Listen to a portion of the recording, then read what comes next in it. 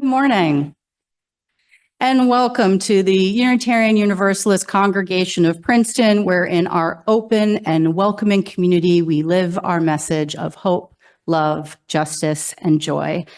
Whether you're joining us online, hi friends online, or here in Channing Hall, we're glad you're here. We extend a special welcome to our visitors this morning, and we invite you to stop by our welcome table if you haven't already in Robinson Lounge so we can answer questions and get to know you better. Again, welcome all. It is good to be together. We invite you to join us after service for a special Super Bowl brunch. That's SOUPER. You are invited to enjoy homemade soups, chili, favorite game day munchies, desserts, and salads, all proceeds benefiting our Children in Youth Ministry. And on behalf of that ministry, our gratitude to everyone who contributed to our brunch to make this successful. Also, after service today, you can join our Caring for Our Neighbors ministry to help pack spices for Arm in Arm. Many families who depend on Arm in Arm and other food assistance programs live in food deserts where they can't buy spices at affordable prices.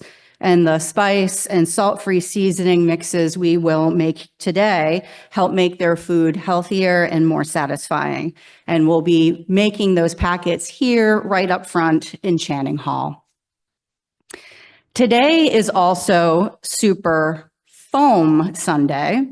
The Earth Ministry will collect your styrofoam in the lobby for upcycling. And if you forgot yours today, you can also bring it next week. They accept only clean, dry, solid blocks of packing styrofoam, and you can see Happenings or any member of Earth Ministry for more details on what can be recycled. It's a members-only collection, but you're welcome to ask family or friends and bring their foam with you. And one last announcement from our Rainbow Ministry. It was such a successful first discussion of Gender Queer, a memoir, that they are going to do it again, this time on Zoom on February 15th at 7 p.m. Copies of the book Gender Queer, the most banned book in the United States, will be on sale in Robinson Lounge after the service, and you can check Happenings and e-Happenings for details and the Zoom link that will be coming out soon. And now, with the spirit of life guiding us, we meet this day, holding our individual yearnings, our pains, beliefs, and journeys before us.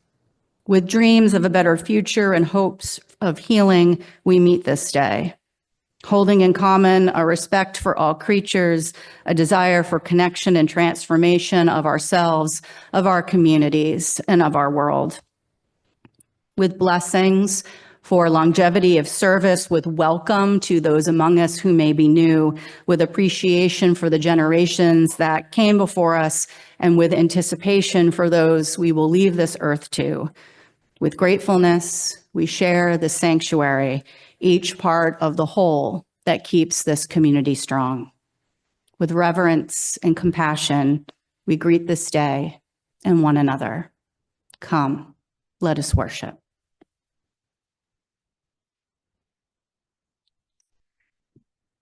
In the light of truth and in the warmth of love, we gather to seek, to serve, to share, and to celebrate.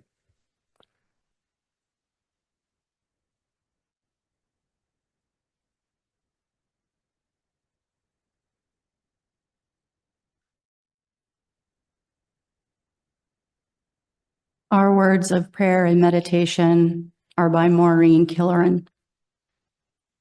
This prayer is for all who are fearful about the economy, about the fate of our country, healthcare for yourself or your children, for all whose hearts ache at the injustices being done to others in our name, for all who fear for the survival of the planet, for all who fear whether they will be allowed to enter or to leave or to remain. We make this prayer for all who deal daily with failing health, difficult diagnoses, challenging treatments, or healthcare routines, for all who struggle with difficulties at school or work, for all who are facing hard decisions, for all who are living in challenging relationships. We make this prayer for ourselves, for all the fears and concerns, the joys and celebrations. We make this prayer for the children, for their future, and for the ever-blooming possibilities of spring. We make this prayer to hold in our hearts all the precious blessings of our lives. We make this prayer not because we expect it to make the world turn or change. We make this prayer to remind ourselves of who we are, of what life is, and how important love can be. We make this prayer because these words are what we need. We continue our contemplation in silence.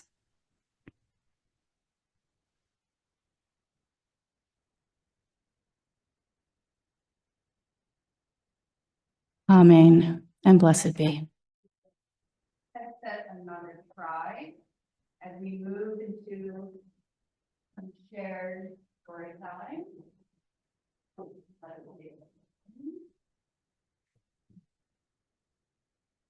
Let me try once more. Here, yeah. I'm not going to say I have the magic touch with this thing, but You have the we'll leave it there. So there's a shared storytelling with some participation. Once upon a time, there was a great famine, which means that there was not enough food to go around. The people in one small village didn't have enough to eat, and definitely not enough to store away for the winter. People were afraid their families would go hungry, so they hid the small amounts of food that they had. They even hid their food from their family and their neighbors. One day, a traveler passed through the village. He was very hungry and exhausted from his long journey. He asked the different people he met about finding a place to eat and sleep for the night.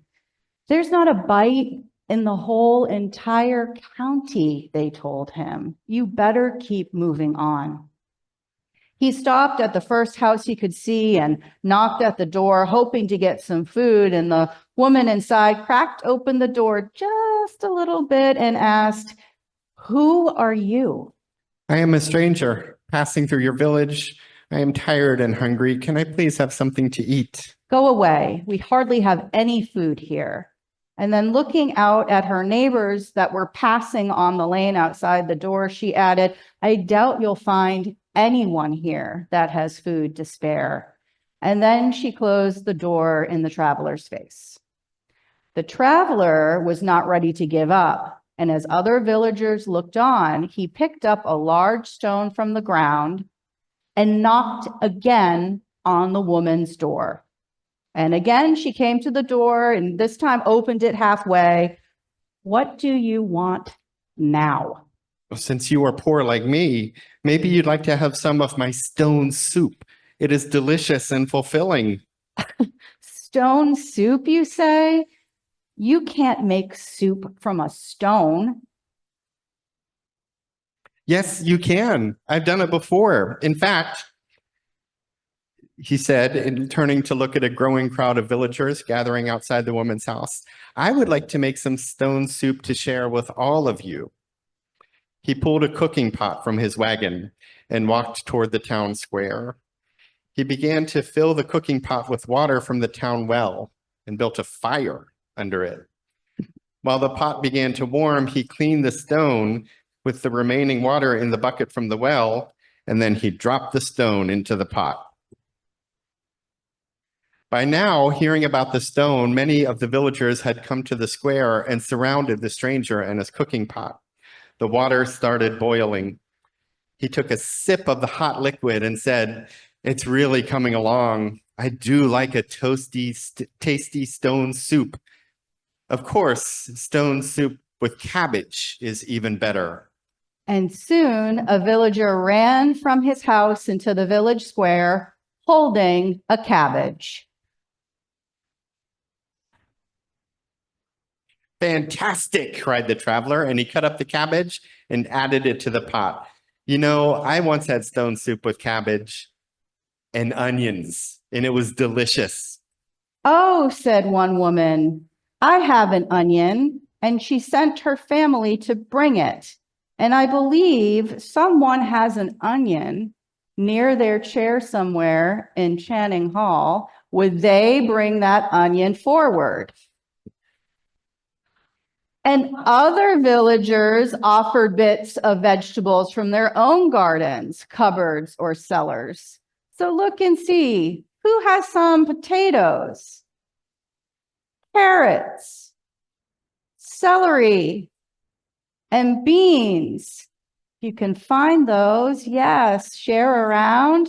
If you have one at your seat, but you would love someone else to bring it up, you could hold it up. And I'm sure one of our friends here will bring that up. And someone even offered macaroni. Awesome. I think there may be beans, a can of beans somewhere too, if someone found that. Oh, great. Oh, there we go. So we have the cabbage. Well, first we have the stone. We have the cabbage and onions and potatoes and carrots and celery and beans and even macaroni. Soon the big pot was bubbling and steaming. It's almost finished, said the traveler as he tasted another spoonful of the soup. However, it would taste much better if it had some seasoning. I have seasoning, someone said. It was the woman from the very first door he knocked on. And together, she and the stranger added the herbs she had dried from her garden. The traveler tried another sip of the soup. Perfect, he exclaimed. He then gave a bowl of stone soup to every villager. It's delicious, said the villagers. Is this a magic stone? Asked some. The traveler pulled the stone from the soup. The villagers realized that it was just a normal stone. The flavor of the soup came from the ingredients. The soup was hearty and delicious because everyone gave what they could to make it. The traveler had many offers for a cot to sleep in that night. And the next day, he continued on his journey. I wonder if the traveler had made stone soup before. Did he know what would happen?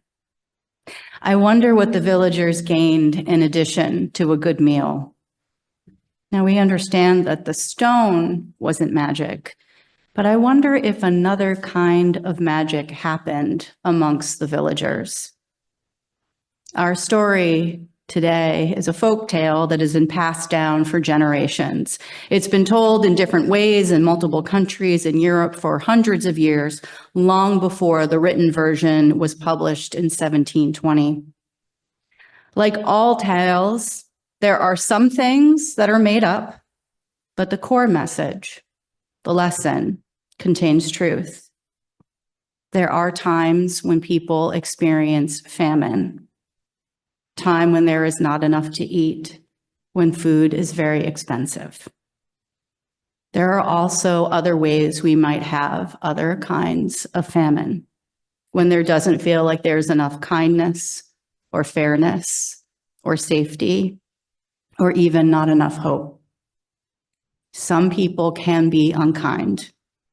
Some people can do things that aren't fair or harmful or both. Sometimes, like the woman at the beginning of the story, some people aren't trusting and they can think the worst about others. When there doesn't seem to be enough, we call that scarcity. And scarcity sounds very like the word scary. How do we feel when things are scary? Can you share with me what happens in our bodies? What happens in your body when you're afraid? And feel free to yell something out if you'd like. Anxious, you feel anxious. Panic attacks. Tension. You shrink into yourself. What was that? Hard to breathe. Our hearts can beat, I'm sorry? Hard to sleep. Our hearts can beat fast. We might find ourselves anxious and panicky, sick to our stomachs, and we may hold our breath too tight. We forget to breathe in and breathe out. And I wonder what lesson Stone Soup might have for us in such times. It is said that the villagers learned the importance of sharing from the traveler, and from that day forward, they shared their things with each other and lived more happily together. There's a power when people come together. When we come together with caring and kindness, especially in times when there seems to be very little, we can find abundance. Abundance means we've got a lot. One definition of it is plentifulness of the good things of life, prosperity. And for those of you who choose words of intention for the year ahead, I will share that prosperity is my word for 2025. Plentifulness of the good things of life. When we each share what we have, like our food, our caring, like sharing our voices and telling people who are being unkind to stop, or telling bullies to not hurt ourselves or our friends, taking action so that others can't hurt us, one another, and our humanity, we are living our Unitarian Universalist values. When we join with others taking similar actions, we are reminded that goodness is more plentiful than we may initially thought or experienced. And that is pretty magical. The magic of the Stone Soup are those villagers coming together. They felt scared and alone, as if they were personally just struggling there. And with the travelers' help, they realized they could nourish themselves and one another. In our village of today's world, it's important to also remember that we all have different resources. Some of us more than others. We are all affected by hard times in different ways, some more than others. And it's important that those of us that have more energy and more resources ask others that may have less what they need, and then share as much as we can with them, including our presence, that's showing up with and for them. I'm not always sure why people act mean. I think a part of it is because they forget about love. I think they forget that they are loved, that they are connected to love, and that others are connected to that love, and that there is always enough love to go around. Throughout the ages, wise ones have taught us to love one another, and our own faith is centered in love. We too teach here to love one another and to have fun and create joy together, to find hope together, and to use that nourishment, joy, and hope to resist starvation and despair. In hard times, it is difficult to be alone. Together, we can live more happily, even in the harvest of times. Here, may we welcome all who wish to be part of sharing, caring, and resisting. Here, may we practice our shared values so we might further them out in the world. Amen, and blessed be. And at the end of our hour, we extinguish our chalice, knowing that its light carries us until we gather again. If you have come today seeking peace, may comfort wrap you in its embrace. If you have come seeking inspiration, may you leave sustained to address the world's great unrest. Go forth from here, trusting in your worth and the value and dignity of all beings of which we are connected in the mystery and wonder of abiding love. Amen, and blessed be.